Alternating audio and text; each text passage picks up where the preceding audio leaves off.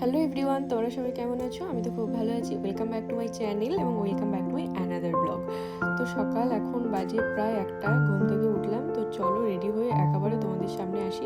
একটা জায়গায় বেরোনো আছে আর তোমাদের সামনে পুরো ব্লগটা শেয়ার করব। দেন আমি এখন রেডি হয়ে গেছি, রেডি হয়ে বেরিয়েও পড়েছি। তো তোমরা অবশ্যই আমার ফুল লুকটা দেখেই নিয়েছো। তো কোথায় যাচ্ছি সেটাই অবশ্যই তোমাদেরকে বলবো।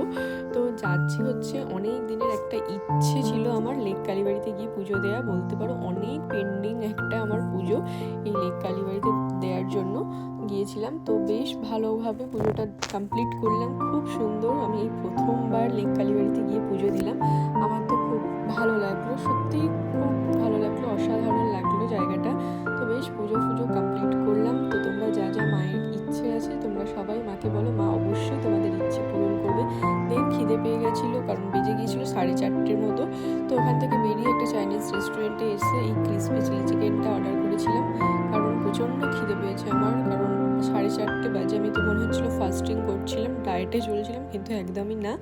তো যাই হোক, এখন ক্রিসপি চিলি চিকেনটা খাওয়ার পরে গলা ভেজানোর জন্য একটা স্প্রাইট অর্ডার করেছিলাম। তারপর করেছিলাম এই প্যান ফ্রাইড মোমোটা, যেটা খেতে অসাধারণ লেগেছে আমার।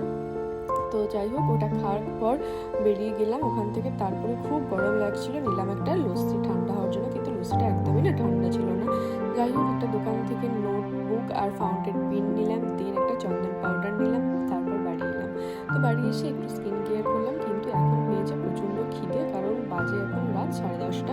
তো অনলাইন অর্ডার করেছি। তো এই যে দেখো, বলতে না বলতেই দাদা এসে গেছে তো খাবার দিতে।